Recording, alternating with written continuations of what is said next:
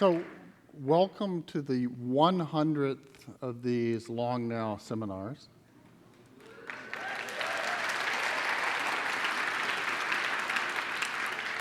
I recognize many familiar faces, so I know many of you have been steady supporters of the foundation and attendees of these seminar series. And in fact, the foundation is now kind of in commemoration of this 100th thing. We will be publishing actually a book, also available as an ebook, which is Stewart's summaries of all the seminars, which those of you who are on his mailing list know that they're actually well worth the read for the ones you missed. And this was actually, the book was designed by Alice Rogers, who's one of our members, and that will be available from the Long Now Foundation on the website. Larry has been hacking some of our longest term engineered objects, which is law and government, for a long time. I'm sure you all know who he is, which is why you're here. So without further introduction, let me bring in Larry Lessig.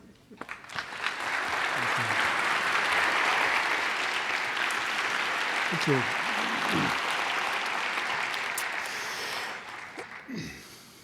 So it's wonderful to be here.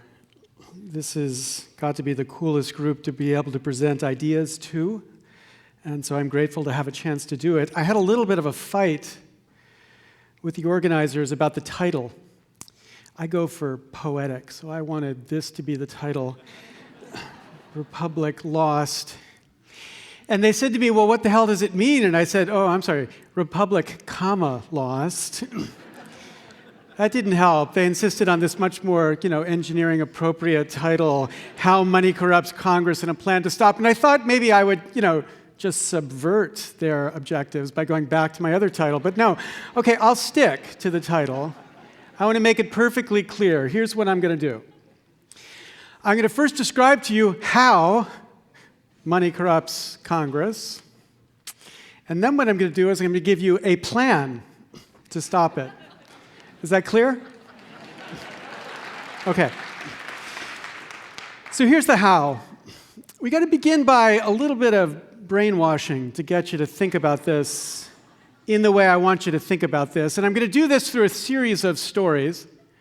The first is familiar to many of you here because you were in the middle of this fight with me. It's a fight around the issue of copyright law, IP. I became an activist in copyright law on October 27th, 1998, when President Bill Clinton signed into a law a statute honoring this great American, the Sonny Bono Copyright Term Extension Act.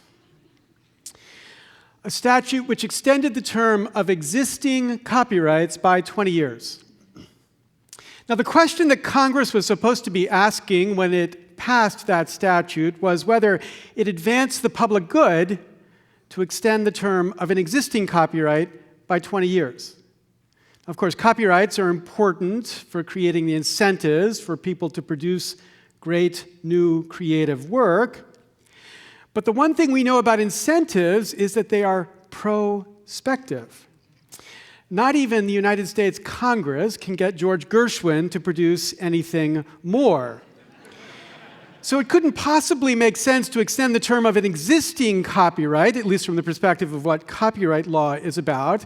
And so when we challenged this statute and went to the Supreme Court and got a whole bunch of economists to sign a brief saying this could make no sense, we got this liberal economist, that's Milton Friedman, right-wing Nobel Prize-winning economist, to sign the brief, but he said he would only sign the brief if the word no-brainer was in the brief. So obvious was it that you couldn't advance the public good by extending the term of an existing copyright. But apparently there were no brains in this place when Congress unanimously extended the term of existing copyrights. What there was a whole bunch of money from interests that benefited from having their special monopoly extended, the public good be damned. And while we're on the IP story, let's talk about another example. I'm sure a certain terror came across many of you today as you saw on your Wikipedia site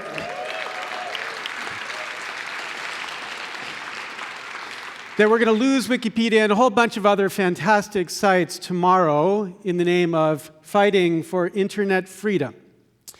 A fight against PIPA and SOPA and whatever else you want to call out there going on in the universe from Congress.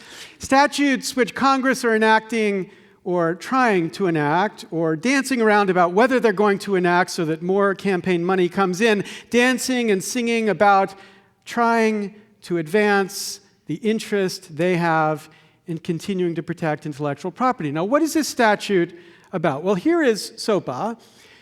SOPA has a very clear objective. Its objective is to promote prosperity, creativity, entrepreneurship, and innovation by combating the theft of U.S. property and for other purposes. And it does this by giving federal courts the power to shut down websites that engage in, enable, or facilitate copyright infringement. Now, I get the first one, those who engage in copyright infringement. But just think about those sites that enable or facilitate copyright infringement. We could call those sites the internet. So here's a statute to give federal judges the powers to shut down the internet. How do they actually go about this? Basically, somebody comes in and asks them, says, here's a site we believe is engaging in this illegal criminal activity. We want you to shut it down.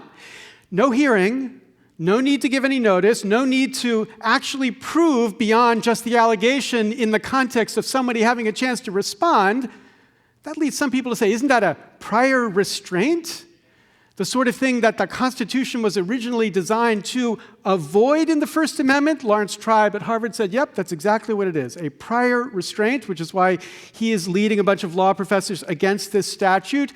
What about the First Amendment? People say, well, I hit the First Amendment in the context of copyright when I argued the case in the Supreme Court trying to limit the term of the Copyright Term Extension Act.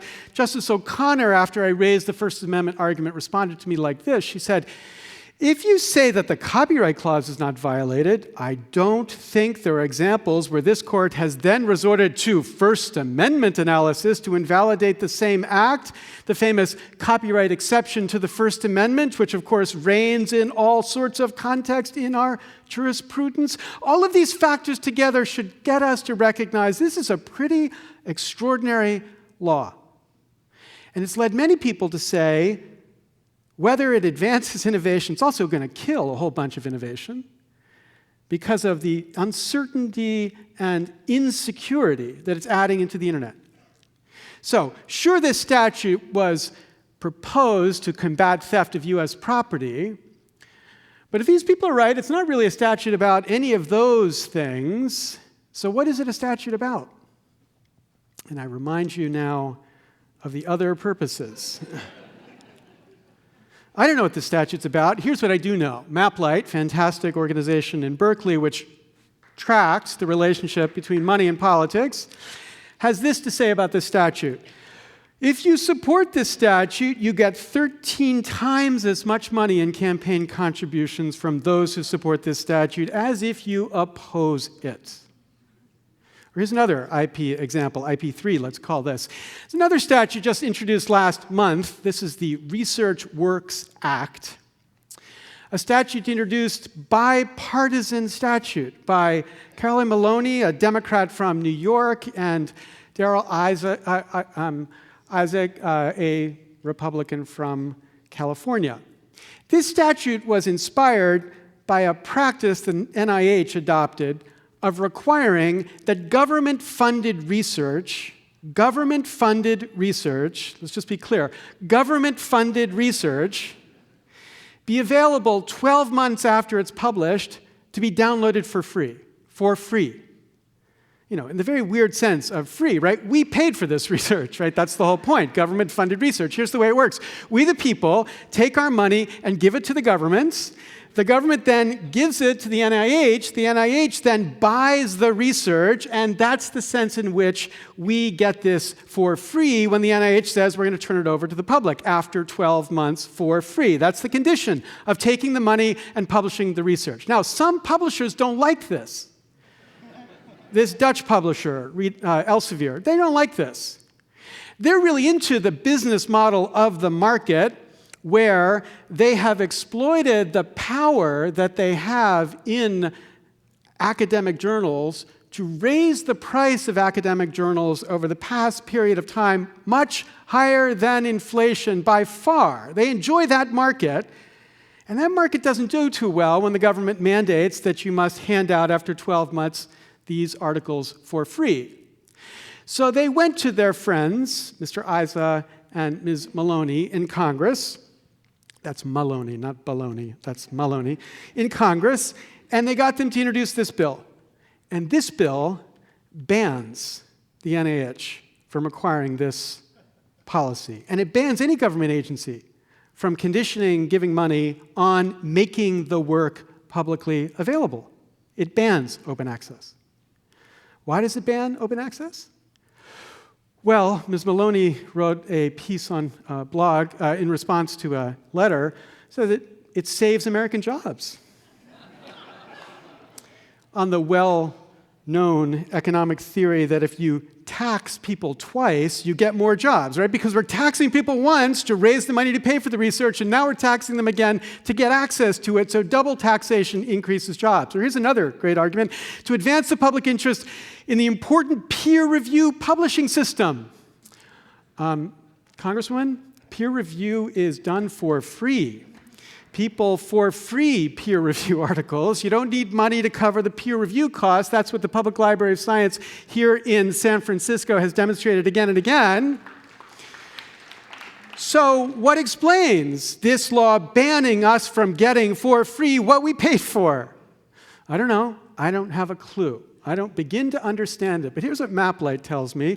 You got 6.1 times the amount of money if you support this bill as if you oppose this bill. And indeed, Congresswoman Maloney has gotten 40% of the contributions from Elsevier and Elsevier executives. 40% of their contributions have gone to her. Or here's another example, another IP example, but not intellectual property. Let's talk about broadband for a second. So, just in case you were wondering, broadband in America sucks. It's a technical term, but that's the fact. It sucks. Here we are on advertised download speeds, but any number of these OECD graphs, we'd be about the same. Like way down there with Spain, right? With Spain. All right, so the question we have in our future is whether this is a picture of broadband for us or whether this is the picture of broadband for us, right? And there are lots of governments struggling with this question, including state governments. So the state of North Carolina, the worst broadband state in the country, bizarrely, I don't understand it, but that's the fact, the worst in the country, had a whole bunch of cities, especially in the Research Triangle, decide what they wanted to try to do was to launch community broadband, where the cities would help support the building of broadband infrastructure so that the 21st century could actually come to North Carolina. And the project proved to be enormously successful. So here's a graph, a little bit hard to understand, but let me just make it simple. Here's the picture. These numbers in the box represent upload and download speeds for these community broadband sites. The size of the bubble is the price. Okay, so if you paid $85 under this Vibrant system, you got 55 megabits upstream and 55 megabits downstream, perfectly symmetrical. And all of these other community ones are way up there on price performance. And all the ones at the bottom are the Time Warner, AT&T, DSL provisions. Okay, so experiments in community innovation proved to be brilliantly successful in bringing fast broadband to North Carolina. Then the legislators in North Carolina saw this problem and decided they were going to deal with it through House Bill H-129 in North Carolina, passed last year and signed into law by a Democratic governor, a bill that makes community broadband essentially banned in North Carolina. Just one more example of state lawmaking that is systematically disabling local communities from doing something about the duopoly that is denying America broadband. Now, why would they do that? Heck if I know. What I know, though, is that there's endless campaign money that went into this fight to get them to do this insane public policy step. Or here's another example. Look at tax code. The Wall Street Journal last year was puzzled at the number of temporary tax provisions in our tax code. These temporary tax provisions which expire requiring an extender, leading to what the Wall Street Journal called extender mania. And there it is. It's kind of maniacal, the way it kind of goes up like that. What explains, the Wall Street Journal says, this explosion in extenders? Well, it turns out Ronald Reagan gave us our first temporary tax provision, and it was a good idea. 1981, in the Tax Reform Act package of 1981, there's the Research and Development Tax Credit. And when this was proposed, the Democrats said it would never work. The Republicans said, of course it would work. They struck a deal. They said they would make it temporary for the purpose of testing it. And after a period of time, they asked the question, did it work? They asked economists on both sides. And economists on both sides says it did work. All economists agreed it was a really fantastic tax credit idea. It spurred a kind of investment that wouldn't otherwise have been spurred, and therefore it made sense to be part of our tax code, absolutely. But here's the puzzle. It is to this day temporary. It's a temporary part of our tax code. Why is that? Well, Rebecca Kaisar, in this article in the Georgia Law Review, has her theory. She says, the principal recipients of the research credit are large U.S. manufacturing corporations. These business entities are more than willing to invest in lobbying activities and campaign donations to ensure continuance of this large tax savings. The Institute for Policy Innovation Tax Bites had a little bit more direct way of putting it. This cycle has repeated for years. Congress allows the credit to lapse until another short extension is given, preceded, of course, by a series of fundraisers and speeches about the importance of nurturing innovation. Congress essentially uses this cycle to raise money for re-election, promising industry more predictability the next time around. Now, the point to recognize is this dynamic is central to the way Washington increasingly works. We architect our tax policy, at least in part, to make it easier to raise campaign funds. Not revenue for the Treasury, but revenue for the campaign treasuries. And it's not just tax policy. When Al Gore was vice president, he had an idea, his team had an idea, to deregulate a significant chunk of the communications infrastructure to support broadband development. Deregulation way below even network neutrality requirements. His team took the idea to the Hill, and the guy who was running the idea told me the response from the Hill was this. They said, hell no. If we deregulate these guys, how are we going to raise money from them? So, we tax in part to raise campaign funds. We regulate in part to raise campaign funds. Campaign funds at the core of these crucial fiscal decisions that our government makes. Or one other very familiar example. Think about Wall Street. Of course, we've just seen this collapse, which brought down an economy. What is responsible for this collapse? Well, as Simon Johnson and James Quack describe in this book, 13 Bankers, it's this perverse mix of both too little government and too much government. Too little government in the form of deregulation. The 1990s saw all sorts of financial innovations, what we call derivatives, but because of a mania around deregulation, these innovations were effectively invisible to the marketplace. The kind of regulations that traditionally applied to stocks and bonds requiring transparency and that they're traded on a public exchange and that anti-fraud requirements, those regulations didn't attach to derivatives because lawmakers changed the rules to guarantee they wouldn't attach to derivatives. So as my colleague Frank Partner calculated, in 1980, he said 98% of the assets traded in our economy were traded in these public exchanges through these transparent requirements that had anti-fraud obligations attached to the trades. But by 2008, 90% of the assets traded in this market were traded invisibly, without any public trading obligation or transparency obligation, not even an obligation to live up to anti-fraud requirements. A shadow banking market emerged, and because nobody knew what was out there, it effectively encouraged the bubble, which, of course, when it burst, brought down this economy. Now, but that wasn't alone enough, according to Quack and Johnson. In addition to too little government, there was too much government. Throughout the 1990s, the government gave a clear beacon signal to Wall Street that there was an effective government guarantee when this bubble burst, a government guarantee in the form of a bailout on the other side, producing what is certainly the dumbest form of socialism in the history of man. We socialized the risk, but privatized the benefit.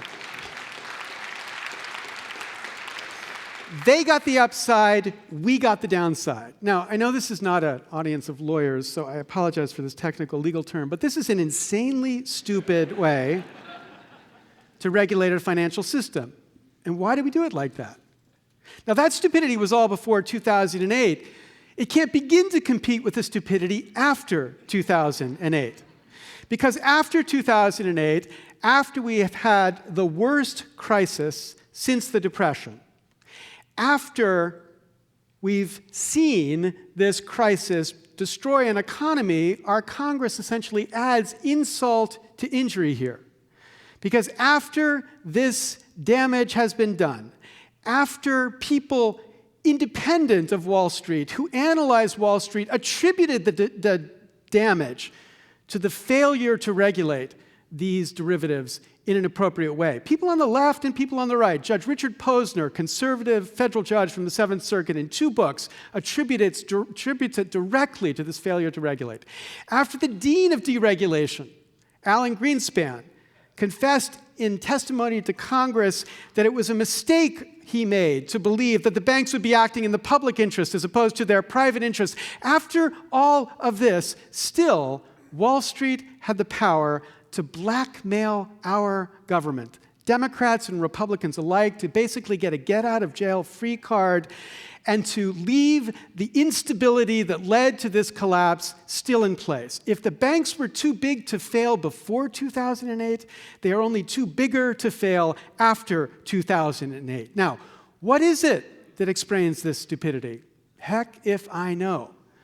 But one thing I know is that the explosion in campaign cash from this financial sector was unmatched anywhere in our economy. And indeed, in 2010, the largest chunk of contributions come from the financial service sector. And one final example. I'm sure many of you, when you saw Deepwater Horizon images, had this question that I had too, which is, how was it that we had this extraordinary experimental drilling technology that was permitted without extensive environmental impact and risk studies? I mean, after all, where I come from now, sad I can't say I come from here anymore, but I come from now, we've just gone through 9 years and 10,000 pages of environmental impact studies to permit this green energy project to go forward. So how much analysis was done of the Deepwater Horizon before it was allowed to drill its extraordinarily deep drill? The answer is 17 pages of environmental impact analysis before they were exempted from any further environmental analysis obligations. Now, when Congress heard about this, Congress, of course, was shocked. I'm shocked to find that gambling is going on in here. You're winning, sir. Oh, thank you very much. Everybody out at once. Yet, of course, it was Congress that had required these fast-track approval processes, and that leads us to ask the obvious question, why would they lead fast-track approval processes, even with these experimental technologies? And the answer is, heck, if I know, this is the only thing we know for certain, is the endless cash into campaigns that drove to precisely this regulatory structure. Endless cash, again. Now, here's the point. No respectable, liberal or libertarian or conservative could defend these cases. Each of them is an abomination from each of these political philosophies. So how did they become part of our government policy structure? Political scientists actually are kind of uncertain. They say it's really complex to answer all of this. But here's the thing I'm quite certain of. I am quite certain you believe you know. All I have to do is point to the money. All I have to do is point to the money, and you believe you know the root cause to this craziness. And my claim is, number one, it is because of cases like this that Americans believe, quote, money buys results in Congress. 75% of Americans believe money buys results in Congress. A little bit more Democrats than Republicans, but I guarantee you before the Republicans took over, it was just as many Republicans as Democrats. So whether it's 2/3 or 3/4, here's the one thing we all agree about. Money buys results in Congress. And that leads to number two. That belief erodes trust in the institution. So last year, Gallup found that 11% of Americans had confidence in Congress. Things were looking up. This year, that number was 12%. But then the New York Times reported that it's actually 9% of Americans who have confidence in Congress. 9%, right? Put that in some context.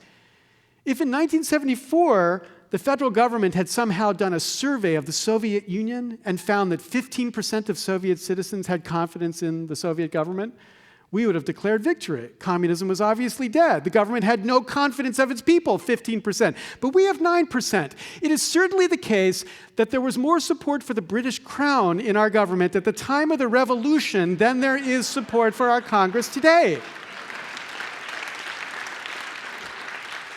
And that leads number three. Low trust erodes participation. Rock the Vote, extraordinary organization that turned out the largest number of young voters in the last election, absolutely certain that they produced the election of Barack Obama, found that in 2010, a significant number of their people were not going to turn out and vote. So they asked them why. The number one reason by far, 2-1 over the second highest reason was, quote, no matter who wins, corporate interests will still have too much power and prevent real change. And it's not just kids. The vast majority who could have voted in the last election did not vote in part because of this belief. That's point one. Money here erodes trust. Now you might ask, well, is that all it does? Is it the only thing it does? I mean, if it's all that it does is erode trust, maybe we're just wrong. Maybe we shouldn't worry about it because, it's actually not doing any harm. There's no reason to worry that it maybe is screwing things up. So does it do something then other than just erode trust? What does money actually do here?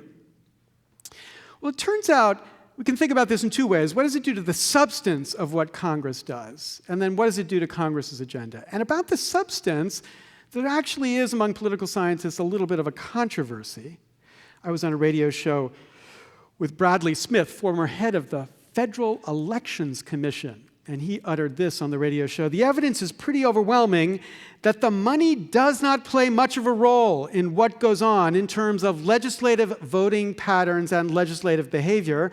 The consensus about that among people who have studied it is roughly the same as the consensus among scientists that global warming is taking place.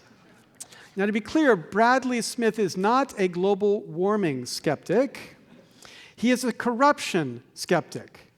I was so astonished by this, I had to tweet it at the time, and I got a lot of trouble for my hashtag, but that just means Bradley Smith. That's what that stands for.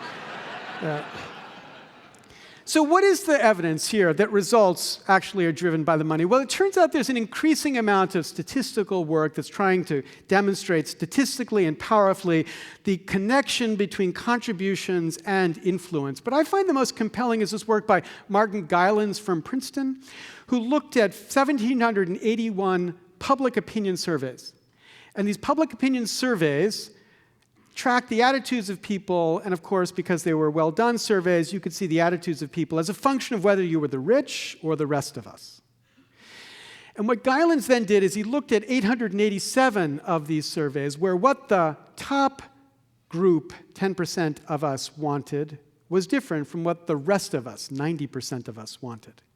And he asked the question, when 10% want to go left and 90% want to go right, which way does Congress go? And this is what he found. I find that when Americans with different income levels differ in their policy preferences, actual policy outcomes strongly reflect the preferences of the most affluent, but bear virtually no relationship to the preferences of the poor or middle-income Americans. A vast discrepancy exists between what our Congress would be doing if our Congress were following what the people wanted and what our Congress does, given our Congress follows what the most affluent want. Now, you could say, well, the most affluent are just the smartest, the most educated. And as a professor, I'd love to believe that if it were true. But it turns out, sad to confess, the most affluent are not the best educated. They're not the wisest. This is not government doing wise public policy choices. This is government following what the richest in our society want. And guess what? They are also the people giving the most to the campaigns. So that's substance. What about agenda? Here the argument's a little bit easier, and so this claim that it doesn't affect legislative behavior is just absolutely false. Here's a way to see it. If I asked you, what was the number one issue in the first 4 months of 2011 that Congress spent its time dealing with? You know, we're in the middle of 2 wars at that period, huge unemployment problem. We had a budget crisis coming up. There still was a lot to do in healthcare. So what was the number one issue that they spun their wheels dealing with? The answer is the bank swipe fee controversy. The bank swipe fee controversy dominated the congressional agenda. Now, what was that controversy? You might have missed it. I know you were busy the first 4 months of last year. The bank swipe fee controversy is the question whether when you swipe your debit cards, banks get to charge more or retailers get to pay less. That's the controversy, right? A lot of money on the table. Swipe fees are an extraordinarily lucrative industry for some, and they spent an enormous amount of time dealing with this issue. Because, as this Huffington Post piece put it, the clock never ticks down to 0 in Washington. 1 year's law is the next year's repeal target. Politicians showered with cash from card companies and giant retailers alike have been moving back and forth between camps paid handsomely for their shifting allegiances. And then again, it dawns on you, shocked you should be if you have any faith in our system, that the very agenda Congress sets, the things they work on versus things they don't work on, is driven as well by the desire to raise money. So why don't we address the unemployment issue? Turns out it doesn't pay so well in campaign fundraising to address unemployment. Okay, so this is point 2. Money distorts what our Congress does. It distorts the issues they work on, and it distorts the results relative to the baseline of what the results would be if, in fact, they were following what we, the people, wanted. But is it corruption? After all, the Supreme Court, in a decision that will become a toddler in just 2 days, the Citizens United decision, concluded that independent expenditures, what we now know as super PAC type expenditures, including those made by corporations, do not give rise to corruption or the appearance of corruption. So if they don't give rise to the appearance of corruption, is what I've described here corruption? Because I have not said anybody is guilty of bribery. I have not said anybody made any quid pro quo. I have not said anybody has violated any federal law. So have I described corruption? Well, with all due respect to the Supreme Court, what the Supreme Court says here is totally wrong. We have very precise measures in the law, and I can show you exactly what totally wrong is, but it is totally wrong. It's about this much wrong. This is plainly corruption, and I have my blackboard here to prove it. Plainly corruption, and here's how you can see it. The framers of our Constitution gave us what they called a republic. But what they meant by a republic was a representative democracy. And what they meant by a representative democracy, as Federalist 52 describes, is a democracy where there'd be a branch of government which ought to be, quote, dependent upon the people alone. So here's the model of government. We have the people. We have the government. I do my own slides. It's really cool the way that bounces like that, right? So people, governments, it's kind of marionette relationship. Dependency is clear and exclusive. Here's the problem. Congress has evolved a different dependence. It's not just dependence upon the people, it's increasingly dependence upon the funders. As members spend between 30 and 70% of their time raising money to get back to Congress or to get their party back into power, they develop a sixth sense, a constant awareness about how what they might do will affect their ability to raise money. They become, in the words of the X-Files, shapeshifters, constantly adjusting themselves in light of what they know will raise money. Not on issue 1 to 10, but on issue 11 to 2,444. Leslie Byrne, a Democrat from Virginia, describes that when she went to Congress, she was told by a colleague, quote, "Always lean to the green." And then to clarify, she went on, "He was not an environmentalist." Now the point is, this is a dependence too. And it is a different and conflicting dependence from a dependence upon the people alone because, surprise, surprise, the funders turn out not to be the people. 0.26% of Americans give more than $200 in a congressional campaign. 0.05% of Americans max out in a congressional campaign. 0.01%, 1 out of 1,000 Americans, give more than $10,000 to all candidates in a congressional cycle. So the Occupy Wall Street people are so proud of that we are the 99%, bad marketing, right? We're either the 99.74% or the 99.95% or the 99.99% who don't have the power that the 0.26 or 0.05 or 0.01% have because they are funding the campaigns. Now, this is absolutely clear. This is corruption. It is not corruption. Yeah, you should clap for that. That's really important. Let the Supreme Court hear.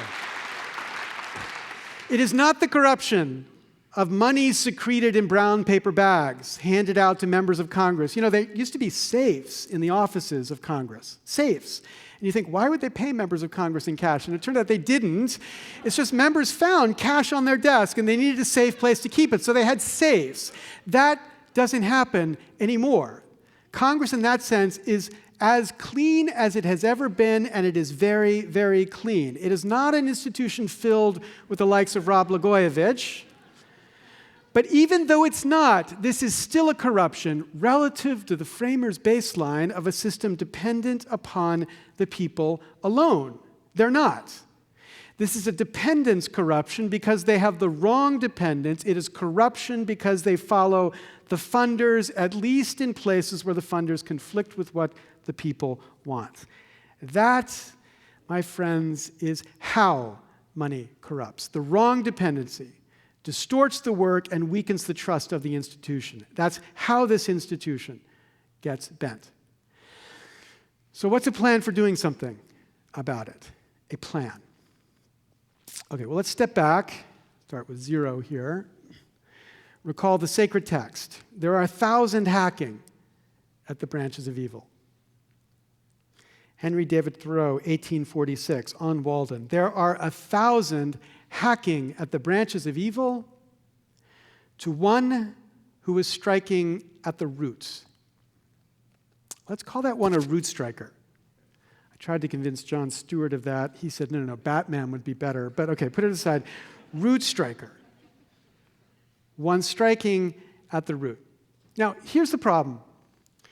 The problem is not that we have an institution filled with Blagojeviches. The problem is the system, not evil souls. And so the solution is not to lock up all sorts of people in Congress. Some we should, Blagojevich we should, but that's not going to solve the problem. We solve the problem with a Thoreauvian insight. We solve the problem by stopping our persistent pattern of hacking at all the different branches of evil and spend a cycle or two striking at the root. If the systemic problem here is that the funders are not the people, the systemic solution is to find a way to make the funders the people.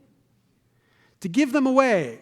I know that looks like one word. I don't mean to give Congress away. I know a lot of people would like to do that. But I mean, give them a way to fund without Faust, without selling their souls, and therefore without alienating America because America believes they've sold their souls for a tiny bit of money. And the one way to do this, and I think increasingly the only way to do this, is finally, as a people, to commit firmly and openly to the need for publicly funding public elections.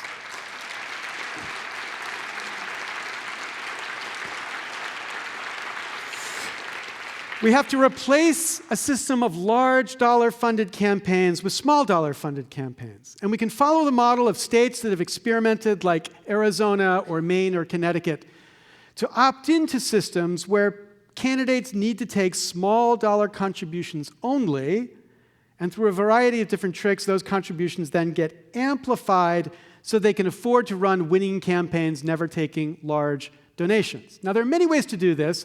In my book, Republic, Lost, really poetic, right? Republic, Lost, I describe one that I call the Grant and Franklin Project. It looks something like this. You first have to stipulate with me that every American contributes in quotes, $50 to the federal treasury, not in income tax necessarily, but in some form of taxes. So under the proposal that I have, I say let's take that first $50 you contribute and let's rebate it in the form of democracy voucher. And a candidate can get this democracy voucher from you. You can give it to a candidate or to any number of candidates if that candidate agrees to, number one, fund his or her campaign only with democracy vouchers plus contributions limited to $100 a citizen, Grant and Franklin. So you fund your campaigns with small dollar contributions only. And if you don't allocate the money, if somebody doesn't allocate their voucher, then we can allocate it to the parties, or in states like California, where most people are not a member of parties, it can go into some democracy-supporting entity. All right, now, $50 a voter is $7 billion. The total amount raised in 2010 was $1.8 billion. So this is 3 times the total amount raised in 2010, not even counting the $100 contributions. It is real money that would make funding elections in this small dollar way possible and effective, and make it possible for candidates to opt into a world where they didn't have to take the large contributions to fund their campaign. But would it be enough to clean the system? I used to believe it would. 2 years ago, I thought it would. And even after the Supreme Court decided Citizens United, I was not yet convinced that that would change the fact that public funding alone would be enough. But I now believe that public funding alone is not enough. We've entered the age of the super PAC. Not just the happy super PACs, but the very dark super PACs. And we've seen it, that's Tony Soprano, in case you don't recognize. Okay, so we've entered this kind of super PAC dynamic, which actually political scientists have not begun to model, but which is absolutely driving the way Washington functions today. Evan Bayh, who retired from the United States Senate, described this to me on a panel that I was sitting with him on. He said, the biggest fear that incumbents now have, remember incumbents, the people who had no fear in the past, the people who were guaranteed re-election, who had all the money in the world, who had super poll numbers, incumbents were in power. The biggest fear incumbents now have is that 30 days out from an election, some super PAC's going to come in and drop $1 million in the district. And so what is the incumbent supposed to do? Because by definition, if that happens, he can't turn to his largest contributors. They've maxed out. So who can he turn to? The only people he can turn to is super PACs on his side. But it's a little late to do that at the last moment, so what he's got to do is buy super PAC insurance in advance. So that if some bomb gets dropped on your side against you, you have somebody who's willing to drop a bomb against them. So how do you buy super PAC insurance? Well, they don't have many of those left anymore, but that would have been an idea before. But now you buy your insurance the way you buy any insurance. You have to pay your premium in advance. How do you pay your premium in advance? Well, the super PAC says things like, we'd love to help you, Senator, but we can only support people who support us at least 80%, according to our charter. So without even spending $1, the super PACs are able to induce congressmen and senators to behave exactly how they want them to behave so that if they get attacked, they have a reliable protection racket that can step forward and answer on the other side. So the incumbents are no longer the barons. The incumbents are the vassals to barons who run these super PACs, radically shifting the dynamic of power inside of Washington, which means here, I think, that we're going to need much more than just public funding. What we're going to need as well is an amendment to the Constitution.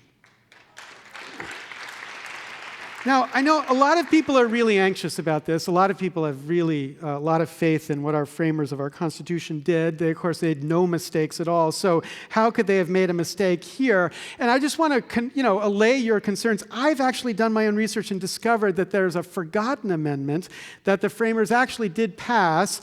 We just have to get it re-ratified. It goes something like this. All that we need to do is to reaffirm what they said 240 years ago. Congress shall have the power to limit but not to ban independent political expenditures within 90 days of an election. That amendment, which says you can't silence anybody, nobody should be silenced, whether it's corporations or foreigners or dolphins, everybody should be allowed to put their position out there, but Congress has to have the ability to make sure that they can't so dominate the process that everybody wonders whether they're shape-shifting now for the independent expenditures, just like they're shape-shifting for the contributions. That amendment is an essential part of the reform we need. What we need then is these two things, public funding and a limit on these independent expenditures to produce what we might imagine, dream of as a trustworthy Congress. And if we had those two, if we had a world where small dollar contributions were the only thing driving campaigns, then we all could believe, as we all want to believe, that when Congress does something idiotic, it's either because there's too many Democrats or because there are too many Republicans, but not because of the money. Because we would have set up a condition where trust was possible, because the thing that leads us to mistrust would have been removed, if we can produce that system. All right, now, how would we get there? Because I don't think it's hard to see the problem. I don't even think it's hard to describe a solution. What's hard, what may be impossibly hard here, is to imagine the political movement that brings that solution about. And the reason this is so hard is a reason suggested to me by Congressman Jim Cooper, a Democrat from Tennessee, a man who's been in Congress as long as all but about 20 other members of Congress. And in describing how this institution changed, Cooper said to me, the problem with Congress is that Congress, Capitol Hill, has now become a, quote, farm league for K Street, where all the lobbyists work. So what he means by that is that members and staffers and bureaucrats inside the Beltway have an increasingly common business model, a business model focused on their life after government, their life as lobbyists. Public Citizen calculated between 1998 and 2004, 50% of senators left to become lobbyists, 42% of members of the House, and those numbers have only gone up. Everybody inside of the system depends upon the system surviving. And if that's true, how could we ever imagine the political movement that would change this system and deny a significant number of them their retirement plan because they won't be million-dollar lobbyists? And so here's then the challenge: to find a way around this cancer that has become our governments in D.C. And the first step to doing this is to recognize that political issues are not just divided between left and right in America. That's not the most important division. The critical division that is increasingly making itself known is the division between inside and outside government. Yeah, well, there's the outsider. Okay, you guys, we're going to join with that outsider in a minute. This is the key. What we need to do is to enable what we could call outsider politics, which means not some top-down organized structure for taking over the government, but this grassroots, bottom-up structure. Not a politics filled with politicians, but a politics filled with people who swear off becoming politicians but are citizens. Not a professional politics, but an amateur politics, in the sense of an amateur not someone who's doing something for the money, but for the love of what they're doing. These are people who are doing something not for the power, but for the love of the nation. Not the kind of read-only politics that governed politics in the 20th century, but instead a kind of read-write politics where people are active and engaged and awoken. A politics where the sovereign, us, is awake and can take the power back that we need to fix the damage that they've done. That's outsider politics. Now, this outsider politics needs to do two incredibly difficult things at the same time. Number one, it has to figure out how to be cross-partisan. That doesn't mean giving up the political commitments of one side or another, but it means figuring out how two radically different perspectives might be able to agree, not on a common end, but a common enemy. And I think that's possible if this cross-partisan movement focuses not on the substantive fights we might have, but on the rules of the game, the conditions within which the system operates that leads us to believe that it's a fair or trustworthy system or not. Now, both of these are extremely hard to do, extremely hard to be disciplined about either of these. The cross-partisanship is difficult because always it's the other side who's the enemy, the evil ones. The right is the enemy, or the left is the enemy. That's what gets us going. That's what makes this fun. And focus on rules is boring because the passion is in the substance, equality, or fighting for a just society, or some smaller tax, whatever you want to fight for, that's where it's exciting. The rules are not exciting except to rule geeks like me. But the point is, both of these kinds of commitments are necessary because what we need here is constitutional change to happen. And in our system, constitutional change only happens if 3/4 of the states agree. 75% of the states have to line up between any such change. Now, we've seen the beginnings of such a politics in the United States, but I think these beginnings have failed. So, move on, I think, is the first kind of rustling to this. They launched in 1998 to bring sense to the insanity of a system that was focusing impeachment on a man who slept with his assistant and lied about it. Move on said, "Are you kidding? This is the most important problem. Let's censure the man and move on." But quickly the movement fell to become a movement on the left, not cross-partisan anymore, but a movement on the left.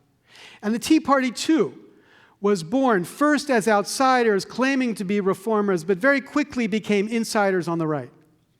And even the Occupy movement, which was born first as outsiders on the left, surprising everyone, exciting an extraordinary range of Americans, standing for ideas that Americans hadn't heard articulated in 20 years, but they, too, quickly became aloof from a political movement demanding and affecting real change.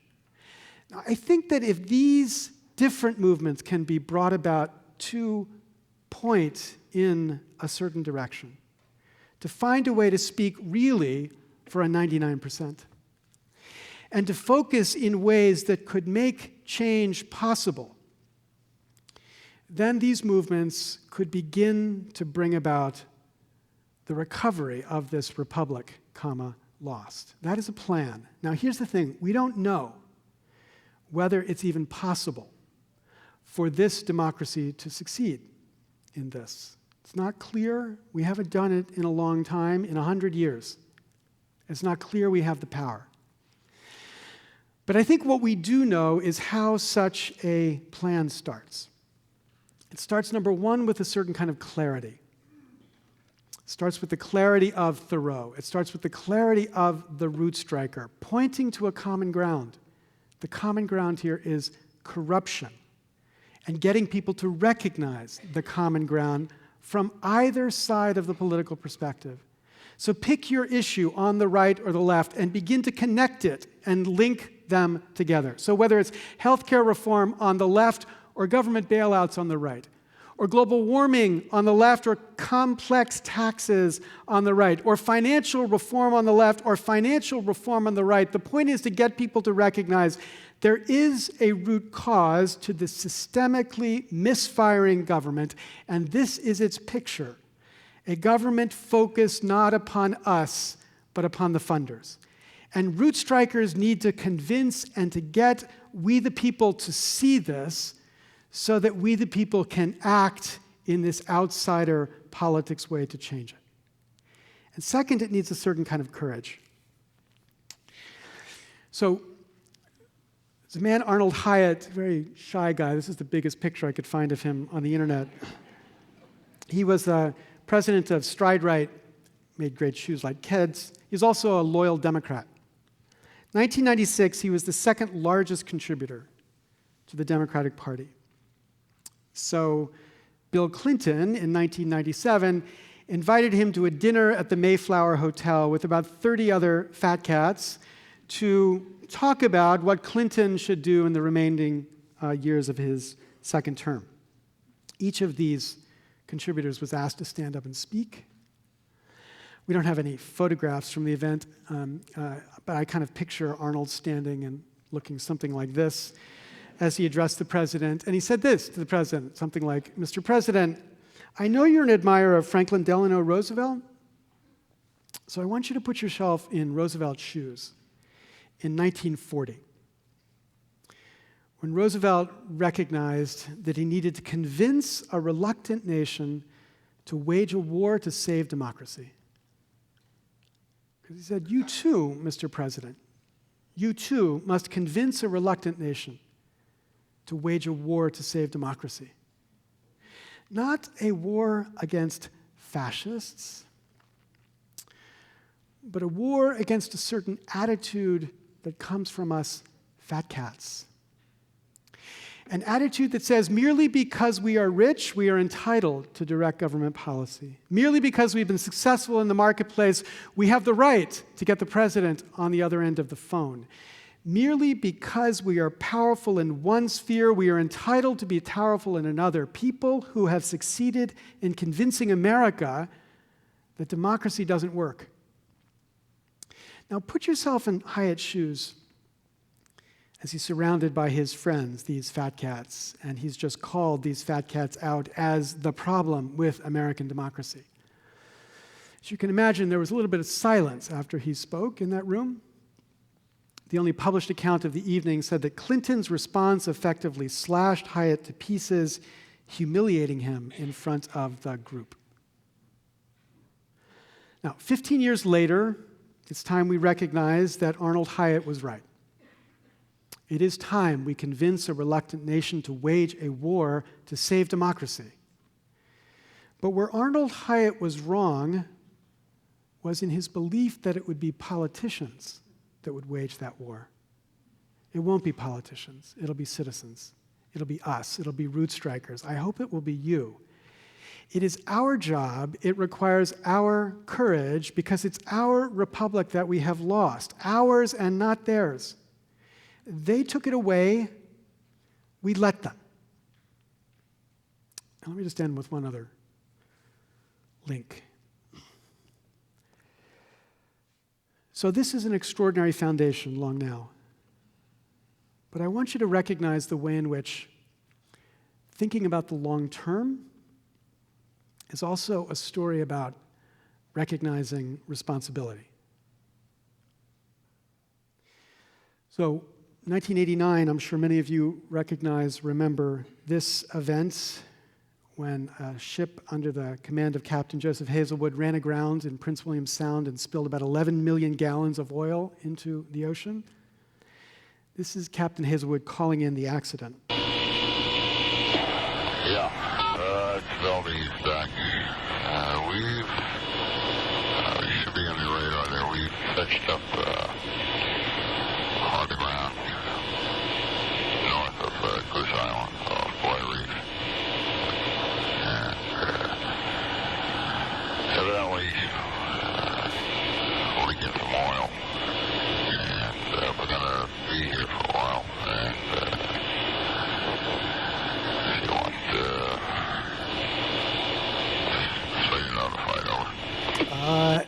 you want, so you're notified over. Now, I'm sure many of you are asking yourself the question which was immediately on everyone's mind after the accident, whether Captain Hazelwood was intoxicated when he was captaining a supertanker. He denied it. He said he had only had 4 vodkas before he got on the ship. His blood alcohol level said he must have been at least 6 times the legal limit when he got on board. But he and his lawyers fought it. There was a huge litigation around it. He was not absolutely convicted of being intoxicated at the time he was in charge. So let's say there's some doubt. What there's no doubt about is that he had a problem with alcohol. His mother testified that he had a problem with alcohol. In 1985, 4 years before the accident, Exxon treated him for his problem with alcohol. 1989, after the accident, the president said he thought he had mastered his problem. But in 86, he had his driver's license revoked for a DUI.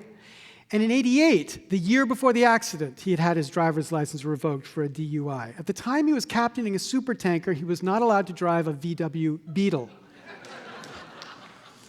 All right, now again, just forget, though, about Hazelwood here. What I want you to do is to think about those around Captain Hazelwood. The other officers, people who could have picked up a phone. While a drunk was driving a supertanker, I want you to think about people who did nothing. What do we think about them? Now, I ask this in this way because as I think about the problems I've described tonight, I increasingly think that we are they. Our nation faces critical problems requiring serious attention, but we have institutions incapable of that attention, distracted institutions, unable to focus. And who is to blame for that? Who is responsible? It is too easy to focus responsibility on the evil people. It's not just the responsibility of the evil people. It's also the responsibility of the good people, the decent people, the people who could have but didn't pick up a phone. It's the responsibility of us, we, the most privileged. Because the most outrageous part of the problem I've described tonight is that though these are corruptions primed by some of the most privileged, they are permitted by the passivity of the most privileged as well. Permitted. When Franklin was carried from the Constitutional Convention in August 1787, he was stopped by a woman on the street who asked, "Mr. Franklin, what have you wrought?" And Franklin responded, "A republic, madam, if you can keep it. A republic, a representative democracy, a government dependent upon the people alone. We have lost that republic, and we all have the responsibility to act to get it back." Thank you very much.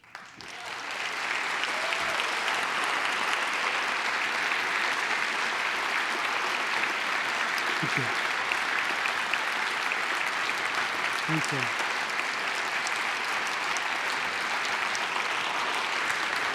Thanks, Dan. Well done. Thanks. That's good.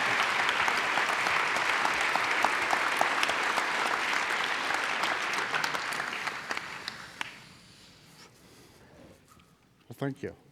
Thank you. So we've had some questions come up. We're going to have some more Sure. coming up during the talk. I'm going to actually start with one by Kevin Kelly, which is Kevin asked, are there any examples in the rest of the world of this kind of thing working? Yeah, so what's hard about comparing our problem to the rest of the world is that the rest of the world doesn't have the particular mix of free speech regulations that we do. So other governments are allowed to limit the amount of time of a campaign. So they can say a campaign will be a couple months. They're allowed to force television stations to give free airtime. Most mature democracies have robust public funding systems that are funded into parties, because most of these robust democracies are parliamentary systems as opposed to our kind of mixed system. So there's so many dimensions along which other countries differ that it's hard to make a fair comparison. But I think that what's striking is that there are countries where you have a government that doesn't spend its time focused obsessively on this question of funding campaigns. So I spoke at the Swedish parliament and was taken out to dinner by a bunch of members of parliament, including a guy who was a geek, a hacker, literally. I mean, that's what he had done. He had hacked, worked on GNU Linux, and then he became a member of parliament. And he had been member of parliament for, I can't remember, it was like 6 or 8 years. And he said, I literally have never once asked anybody for money, ever. You know, and it was kind of a shock of recognition. How could that be possible? Imagine a Congress filled with people who didn't ever once have to worry about that part of their life, and instead just focused on trying to do what they thought was right. And so I think it's, you know, we don't have. How do you explain that? I mean, what's... Well, they just had developed a recognition of the need to protect against this kind of corrupting influence, and not, you know, most democracies haven't. I just think there are some that have uniquely done it, and we need to follow. So in that case, it's really just a cultural difference, or is it a legal difference? No, there's a legal difference because they fund campaigns. They limit the amount of time for a campaign, so they don't have a need for an endless campaign. And they recognize that they have to protect the institution from becoming too dependent on a very tiny slice of the society. And they've succeeded in doing it. I think, you know, in principle, we should be able to do what the Swedes do in some respects, in some areas of life at least. Yeah, this would be one. Okay, so Halliday asked a kind of similar question about America. Are there examples in history where there have been this kind of grassroots reform of government in American history? Yeah, so exactly 100 years ago, the election of 1912 was an extraordinary presidential election. There were 4 candidates. Eugene Debs from the socialist left, President Taft, William Howard Taft, who was the stand-pat Republican, and then Teddy Roosevelt, who was running on the Bull Moose Party, and Woodrow Wilson. Now, Roosevelt and Wilson both called themselves members of the progressive movement, because progressive back then didn't mean left-wing. Progressive was a conception of the need to repair the way democracy functioned. Because for the prior 15 years, journalists had done an extraordinarily good job in demonstrating to America that America was a deeply corrupt democracy. And not corrupt in the kind of subtle ways our government is corrupt, but in the old-fashioned, crude, you know, let's just bribe the member of Congress by, you know, paying him $100 or $5,000 or whatever to get him to do what he wants.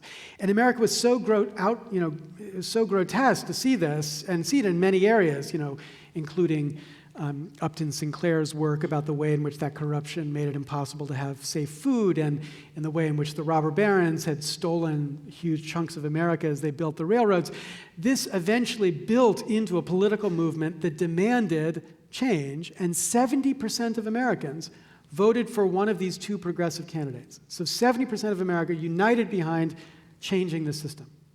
And I think we, in fact, began at that movement a process which did, at the federal level, eliminate that kind of crude quid pro quo corruption. Again, I don't think that is, there are idiots, you know, the Blagojevich types, the Randy Duke Cunninghams, the William Jeffersons, but they are a tiny, tiny, tiny minority.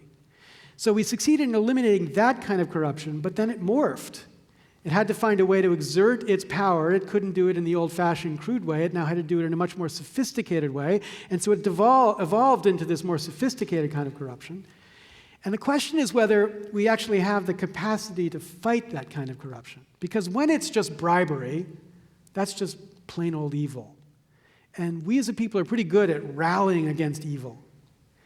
But when it's the more subtle, legal behavior, gray area that normal people engage in, decent people engage in, it's harder for us to get angry about it. It's harder for us to do anything about it. It might just be the kind of disease, affliction that we can't actually muster the immune response to. That's the real challenge here.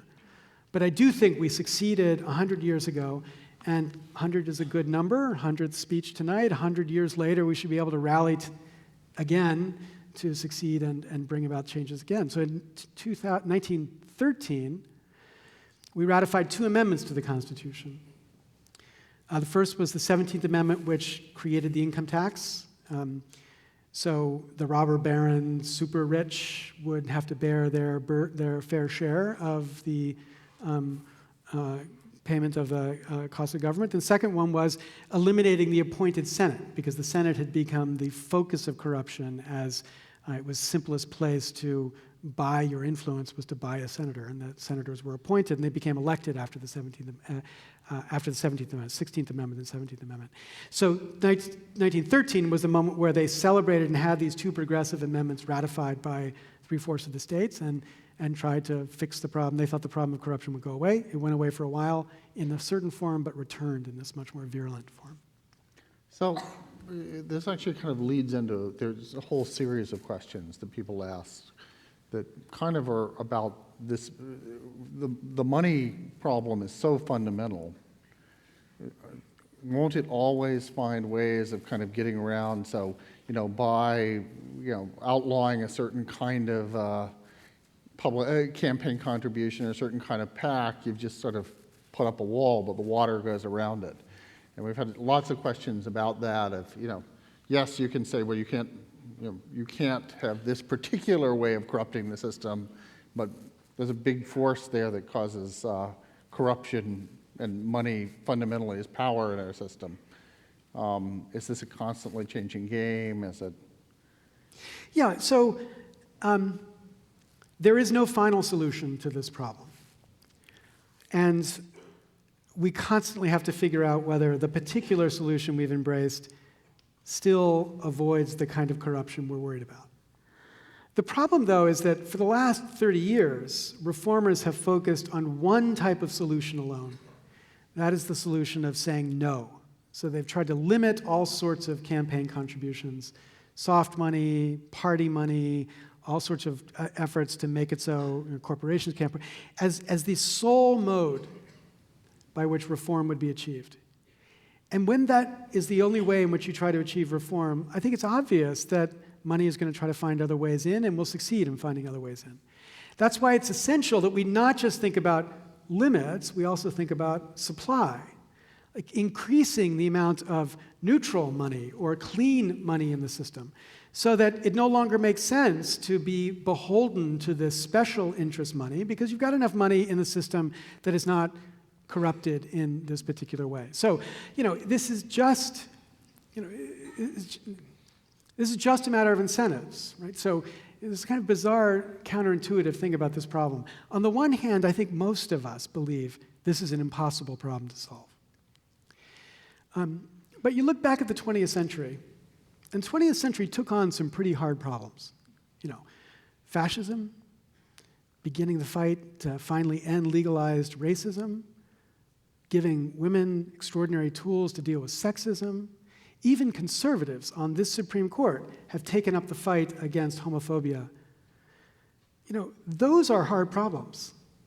Those are problems that require generations of work to kind of tear them out of the social fabric and remake people so that they are not racist, sexist, homophobic. Those are really hard, but the 20th century took them on. This is a problem which is just about changing incentives. Connecticut, when they changed their public funding system, 80% of elected representatives in the first year opted into the clean money system, 80%. Why? Because nobody has a deep-seated desire to be a vassal to some baron. It's not like it takes generations of DNA that makes us into that. It's just they figured out the simplest way to make money, so raise money. So if we could just change the incentives, I think the problem goes away. So the hard part of the problem is the thing I talked about, Jim Cooper highlighted. If all of the insiders have an interest in preserving the existing system because they think not just about government but also life after government, that's the hard part of this, not the crack, not the if you had the right system, would we constantly have the same kind of corruption. I think we could build the right kind of system that would pretty much avoid the kind of grotesque, debilitating corruption that we've got right now. I guess the current system must not be much fun if you're a politician right now. I mean, it seems like it's gotten, they must be, they must not like being vassals. Yeah, and I think that's a great opportunity for reform. I mean, and again, the thing I described tonight about the way in which super PACs have taken the incumbent and placed the incumbent in the position of vassal rather than baron is an enormous opportunity. And if we could just find a billionaire, are there any billionaires here? I got an email today from somebody who said, have you thought about trying to find a billionaire? Yeah, I did think about that.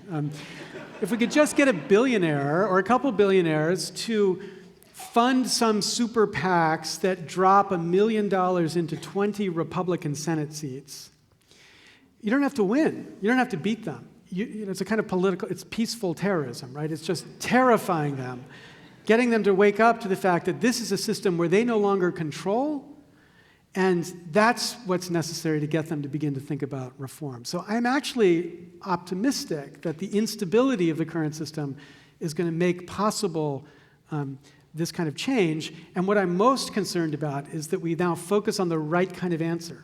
Because there's all sorts of energy out there about how what we need to do is reverse Citizens United. And as you heard me say, of course, we do need to reverse Citizens United.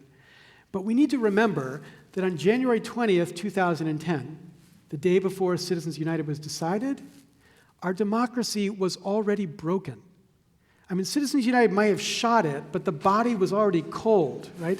So reversing Citizens United is important, but it's not going to fix this democracy.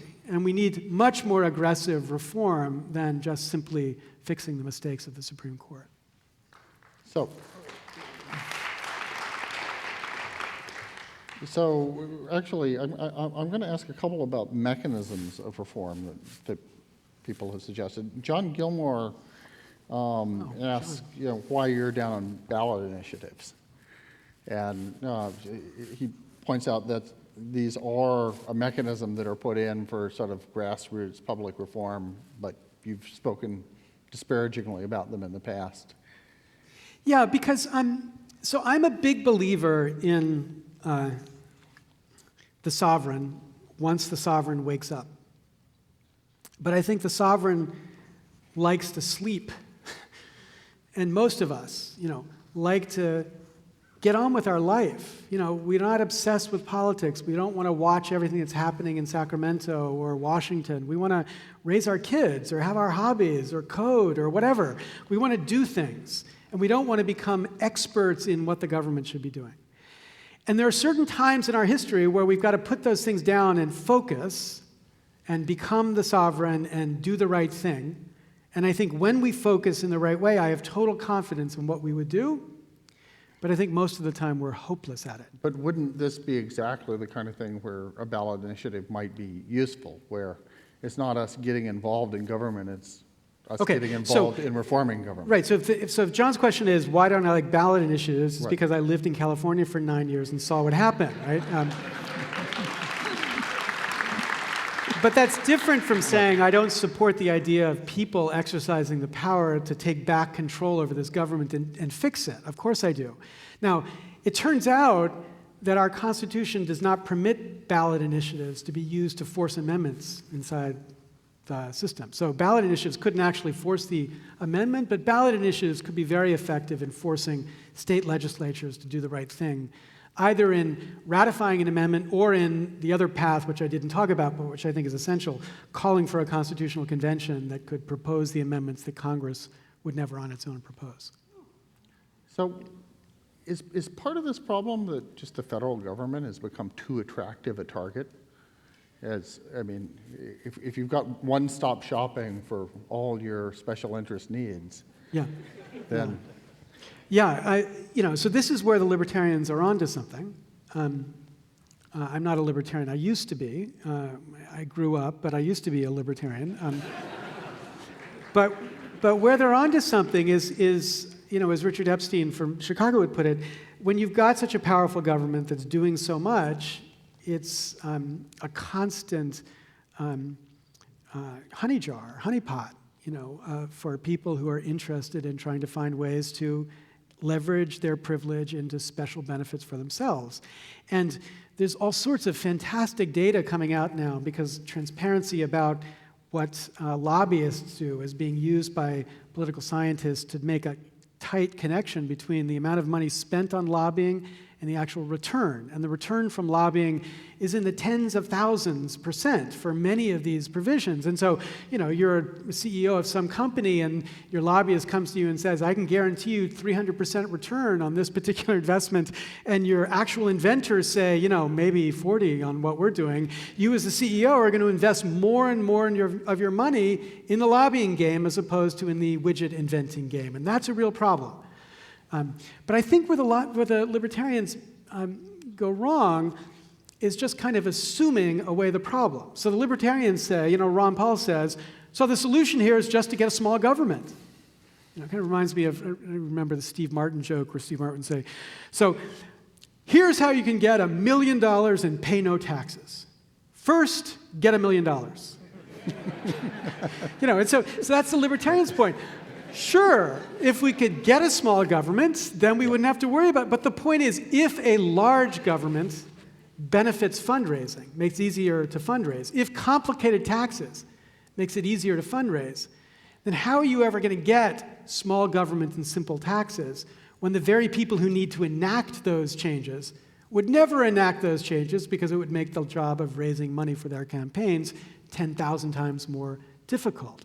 So you've got to address the incentives of the congressman before we get to the question that they want to ask, which is what's the size or scope or reach of government, if you want that question to be answered on a level playing field. Okay, so let me answer your rhetorical question. I mean, for example, there are state governments that would like to have power that the federal government has, and they have the right to pass the constitutional amendment. Yeah, and so there's a big push among states to try to reclaim the right to appoint the senator, because if the states controlled one house in Congress, then the states could protect themselves more effectively against the federal government. Yeah, so and this, we could go on, this is the stuff I do for a real living. I'm a constitutional law professor. It's endlessly complicated, interesting junk. But I think that all of that is, secondary to the primary problem. So what I'm talking about is whether you think that reform is necessary or not, what is the sequence of reform we need? Like, what is the first change? Because I really think until we get this problem solved, there's no other problem we're going to be able to solve. Yeah, but I guess the argument would be that the money going to where the power is a symptom of the centralization of power. Yeah. So it might even be a deeper root. It might be a deeper root, but again, and I'm conceding the root. Right. But then the question is, do you actually have a means to attacking that root? Right? So I'm trying to solve the first thing that gives us those means. So Vint Cerf asks, would term limits help? So I used to be a believer in term limits and then lived in California. And I think that the problem with term limits is that I think in Sacramento, the only people who know how to do anything are the lobbyists, because everybody else is a kind of amateur who's just kind of, working their way through. And that, the problem in government is not the genuine public servant who wants to spend a career in government. Tom Lantos was my congressman here, who, was a foreign-born American, so he was never going to be president. He was not there for anything other than just serving, and he served for a long time. And that kind of public service is something, I think, which is not the problem. I think the problem is when they are focused on the way that they can leverage public service into private benefit, or they are focused on ways to leverage public benefit to make it possible to get reelected. So if we solve that problem, I wouldn't have any problem with people serving as long as the people elect them. Now, there are people out there who say, well, let's do a deal. Let's say term limits plus campaign finance reform. And I kind of think it's maybe unnecessary, but I'm happy to strike any deal that gets us to public funding. But I don't think that actually the problem is the terms. I think the problem is the funding. So you also identified another problem there, which is the complexity of the system. And there is a sort of fundamental information asymmetry in sort of special interest issues, which is that the special interest has the capacity to track the details of all the legislative votes and amendments and things like that on their special interests, whereas the rest of us can't possibly attract, even most members of Congress can't really track all of that detail. And they Really? Even their staff can't track it. So they end up actually just focusing on their issues. And so is there anything we could do about, that, that sort of fundamental, there's a lot of, I guess there's kind of a cult of transparency these days that sort of suggests that more information, more exposure of information is sort of fundamentally good. And I wonder if you subscribe to that cult or not. Yeah, so I went through a really serious self-destructive stage just after I left California. I think it was related. I didn't realize this was going to get so personal. Yeah, well, you primed it. Where I wrote 3 articles that kind of alienated me from all of my friends. So one of them was an article that was originally going to be titled "The Tyranny of Tiny Minds." It was an attack on the Obama administration. The second was an article about, it's called "The Love of Culture." It was critical of Google and their book search settlement. And the third was an article titled "Against Transparency." So all of my transparency friends were like outraged that I could write something against transparency. And my shrink and I have worked out what caused all of that. But there was actually something, I think there is something to think about with the transparency point. Now, the sort of thing that Tim O'Reilly does, or the sort of thing that government transparency people are doing, that's trying to get all the government data we can out there in machine-readable form so people can do all sorts of stuff with it. That is unambiguously good, in my view. But what I'm skeptical of is people who believe that we solve the problem I'm talking about merely by making everything transparent. So I serve on MapLight's board. MapLight's a fantastic organization, building all sorts of great tools to track the relationship between money and results, to make it trivially easy for everybody to see this connection. And of course, I think that's good and important. But we also have to recognize the consequence of that. The consequence of that is just to prove to people what they already believed, which is money buys results in Congress. And if all you're trying to do is to make it clearer that money buys results in Congress, then you forget the central San Francisco slogan, you got to give them hope, right? You got to give them hope, right? If they're convinced that the system is corrupted, then they're just going to stay home and play with their kids or do whatever else they can do. So that's why you've got to tie transparency to some real reform, right? So, with the Deepwater Horizon, of course it was a great thing that there was a webcam underwater showing us the muck spewing into the Gulf. But it's just a confusion to think that that's all we wanted was a webcam, like a high-def webcam, seeing this. What we wanted is the sludge to stop spewing into the Gulf, and that's the same thing here.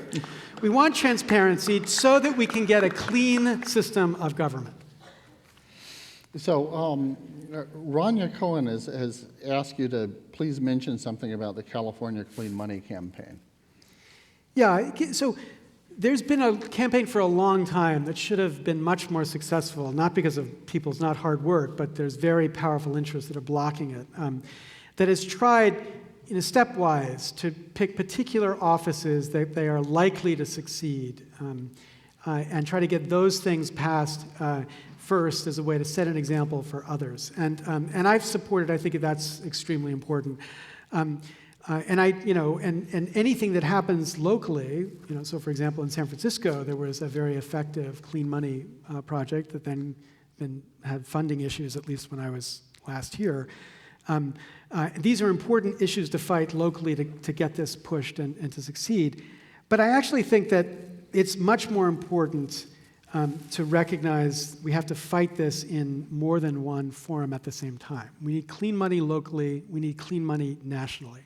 And the national one might ultimately be essential to solve, to be able to get it everywhere else. Because most people don't actually have a clear sense of what happens locally for a lot of issues. I mean, really locally they do, but a lot of the stuff that gets regulated in the state level is obscure to people.